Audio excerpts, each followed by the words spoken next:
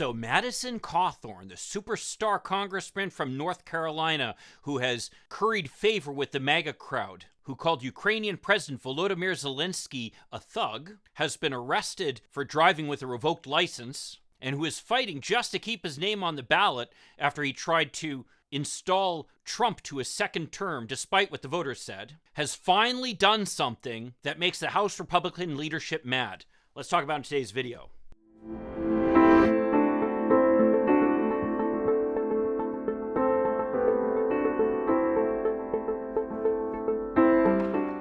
Hi, I'm Mike Reiner. I'm a lifelong Democratic activist who's concerned about the direction our country is taking. I'm also a lawyer and an academic, and I'm here to give you the ammo you need to stand up to the MAGA crowd. So Madison Cawthorn is the member of Congress from North Carolina who made the motion in the House to deny Joe Biden the presidency on January 6th. He and Ted Cruz were working hand in hand to raise the objections necessary to stand in the way of certifying President Biden's election. Oh, but if that were the only bad thing we could say about him. It turns out, in addition to that, Madison Cawthorn lied about his resume, where he went to college. He lied about the accident that took away the use of his legs. He called Ukrainian President Volodymyr Zelensky a thug and called the Ukrainian government incredibly evil, essentially echoing the propaganda from Vladimir Putin in Russia. And he was arrested for driving with a suspended license. You'd think after being someone who lost the use of his legs as a result of a traffic accident, he'd be someone who's particularly sensitive to that. But in a recent podcast, Madison Cawthorn finally did enough to generate some outrage among his colleagues and to earn a reprimand from House Minority Leader Kevin McCarthy. Apparently, Cawthorn made some statement about how his Republican colleagues on the House floor had invited him to join in on orgies and drug use.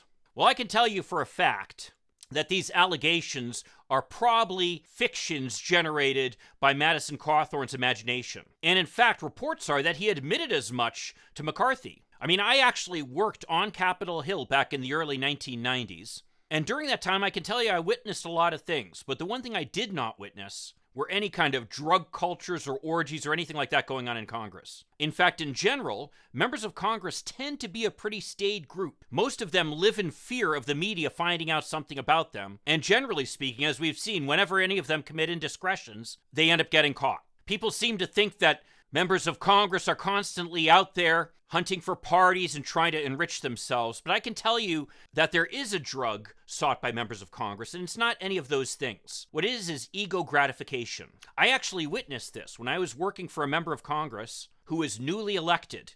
He came to Congress as a very idealistic young man, believing that he could make positive change in Congress. Before long, the lobbyists, through a combination of campaign contributions, something he was always worried about because he represented a very swing district, and basically by kissing his butt, frankly, were able to generate such a huge ego that he completely lost his perspective. I remember walking with him into one of the House office buildings on Capitol Hill through the entrance that's reserved for the members, essentially the members of Congress.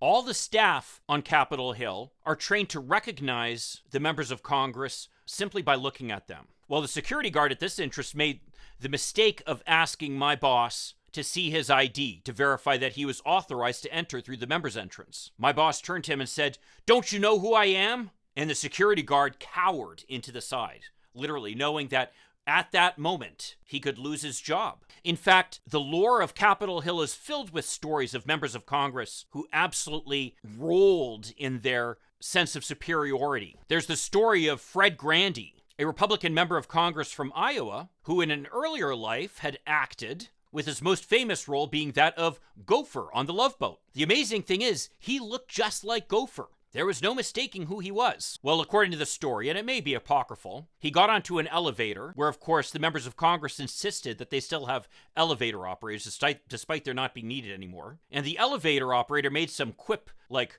"Promenade deck?" The member of Congress immediately turned to that elevator operator and took his ID off his neck and tore it off. And just like that, the elevator operator lost his job. So members of Congress end up very easily developing this massive sense of ego that constantly needs to be fed. And it appears that Madison Cawthorn only had his other negative traits emphasized by this characteristic. So where he was prone to lie and cheat and deceive in support of the MAGA movement, he suddenly felt the need to elevate himself above the other members of Congress by claiming that he is somehow morally superior to them.